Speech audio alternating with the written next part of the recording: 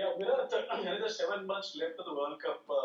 You must be having a fair idea of the composition of the team. But is it going to be the case of the tried and trusted, or you still feel there can be a remarkable fresh talent can still find its way into the team, just as the Natarajan did after the last IPL into this decade? Yeah, that's a big possibility. I think we have played with a certain kind of pattern in the past. We didn't probably have a big tournament to work towards, but if you look at the squad and the additions we've made in the squad, we've tried to address a few things that we needed in specific guys who can be X factors with the bat.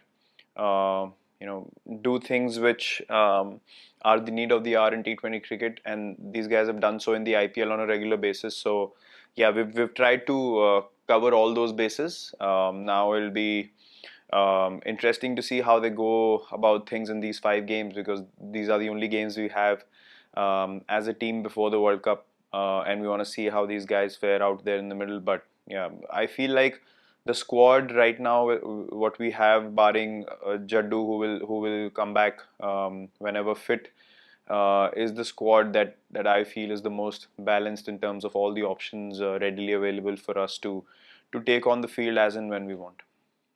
Kushan Sarkar, Kushan Sarkar, if you are ready. If not, Shriram, we are. Yeah, I'm ready. I'm ready. I can ask the question. Yeah. My question is, how difficult is it to choose between Kale and Dhawan, and can both be fitted into the same playing 11? Considering that. Well, I don't think so. If Rohit plays, then it's quite simple. KL and Rohit have been consistently performing at the top of the order for us, and those two would start in a situation where a Rohit takes rest or a KL has a niggle or something like that. Then yeah, Shikhi obviously comes in as the third opener, but the starting composition, Rohit and Rahul will be the ones who will start. Yes, Shriram, we are. What was the decision on Ashwin? He's bowled really well in IPL, taken out top guys like Rohit, Gale, and even you. Is the door closed for him in T20? And secondly, are you a bit disappointed, if not angry, with someone, disappointed rather, with someone like Varun Chakravarti for not getting the fitness right because he had time right from the end of the last IPL? Yeah, look, individuals have to understand and appreciate the kind of system that's been created for the Indian cricket team.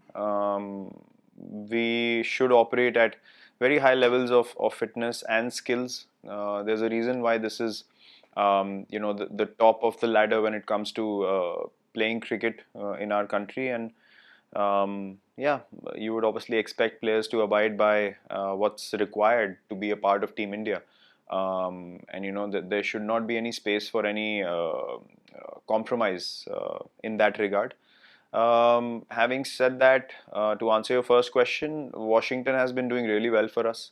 So you cannot have two players of the same discipline, playing in one spot. So yeah, unless Washi has a drastically horrible season and things go south for him, I mean, the question has to be asked with some kind of logic as well. You suggest where you would add Ash and play him in the team when someone like Washington already does that job for the team. So it's easy to ask a question, but you should have a logical explanation to it yourself. Vishal Menon and then Vinayak.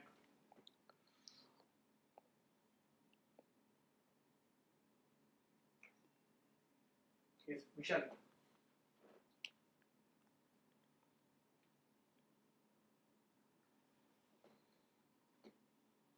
Vinayak. Hi Virat. Hi. Good luck to the series. My question is about the batting approach that the team is looking for in terms of the strike rate at the top of the order and going hard in the power play. Is that something that has been discussed in terms of what approach as a unit that India needs to take ahead of the World Cup? There are many things that we have spoken about. The kind of players we've added into the squad is precisely to give our batting lineup more depth and not play in a similar kind of pattern that we have played with in the past. So we want to be a side that plays free cricket, not have any baggage of lack of depth, and one guy having to bat long enough to make sure that we get to a big total. We have explosive batsmen in the team now who can change the game at any stage, even if you're 2 or 3 wickets down, and that's exactly what we've tried to address picking this squad. So this time around, you'll see guys being a bit more free, a bit more expressive in terms of approaching the innings and playing more freely, not worried about whether we have enough batsmen to take care of things if we lose a couple of wickets early or not, which was the case before. To be honest, we didn't have enough depth in the batting to be able to play freely throughout the first 10 or 12 overs. But I see us being much more positive and free from this series onwards. We take last few questions from Stephen Shemill from the BBC. Hello, Virat. Hi. Both Josh Butler and Owen Morgan have said that India will be the favourites or the team to beat at the World Cup. Do you agree with that? No, I don't. I actually think it's England who will be the team to beat. They are the number one side in the world, and the prime focus will be on them in this World Cup. All the other teams will be wary of the strengths that they bring onto the park, and yeah, every other team would agree with what I say. It's England who are the favourites, and that will not change regardless of how they think. Two more Thank questions. you. 2 more questions now. Vishesh Roy and Sunil Dile. Hi Virat. Bhuvneshwar is returning from an injury after 1 year. How would you rate his progress in the nets, and do you see him as an important cog in the bowling scheme for the T20 World Cup this year?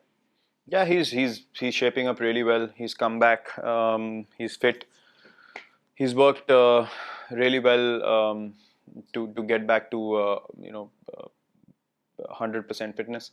And look, he's a smart operator with the ball. We've all seen that in the past few years, and he continues to bring that experience onto the field, which is going to be vital for us going forward. And he has a clear understanding of what he wants to do in the next few months, and he wants to contribute towards many more Indian victories in the coming months, especially. And in the World Cup, we would obviously need our most experienced T20 bowlers, and he's right up there with anyone else with the new ball through the middle overs and in the death as well. He's a guy that you can bank on. So yeah, we're very, very glad to have him back, and hopefully he can build strongly from here and be as ready as he is now for the World Cup as well. Final one now, Sunil Dile.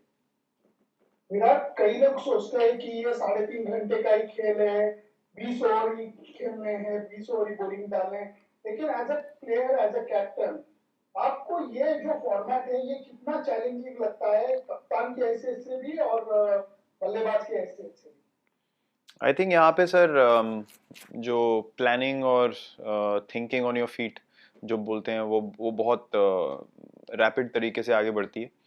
तो मुझे ऐसा लगता है कि एक कप्तान को इस फॉर्मेट में सबसे ज़्यादा प्रिसाइसली चीज़ों को परखना, कौन से बॉलर्स कब लाना, इन सब चीज़ों को समझ के वो चेंजेस करना ज़रूरी होता है. और गेम इतनी जल्दी चेंज होती है कि आपको इतना समय नहीं मिलता है ज़्यादा चीज़ों के बारे में सोचने का. तो बहुत इंस्टिंक्टिव और बहुत ही फास्ट डिसीजन मेकिंग की ज़रूरत होती है यहाँ पे. और मुझे ऐसा लगता है कि T20 क्रिकेट में जितनी स्ट्रॉन्ग आपकी टीम है उतने ही स्ट्रॉन्ग आपके plans on the field execute होते हैं. बिकॉज जितना कम समय होता है गेम में, आपकी टीम की स्ट्रेंथ सबसे ज़्यादा निखर के बाहर आती है, बिकॉज कम टाइम होता है. तो अगर आपका प्लेइंग 11 इतना स्ट्रॉन्ग है कि वो किसी भी सिचुएशन को काउंटर कर पा रहे हैं, तो आप अपने प्लान सक्सेसफुली एग्जीक्यूट कर सकते हैं. बाकी गेम्स में क्या है कि टाइम होता है, आप पेशेंस से सिचुएशन से बाहर निकल सकते हैं. बट यहाँ पे स्किल और बिलीफ और पॉजिटिविटी हर मोमेंट में दिखाना ज़रूरी होता है. तो वही एक रीज़न है कि हमें ऑलमोस्ट 70% का हमारा सक्सेस रेट रहा है T20 क्रिकेट में भी. बट लास्ट 2 वर्ल्ड कप अगर आप देखें तो हम लोग एक बार फाइनल्स और एक बार सेमीफाइनल में रुक गए. तो हमारी कोशिश ये रहेगी कि हम बड़े टूर्नामेंट्स में लास्ट फाइनल हडल भी पार कर पाएँ, और हमारा यही एंडेवर रहेगा अब से T20 वर्ल्ड कप तक. Thank you. Thank you.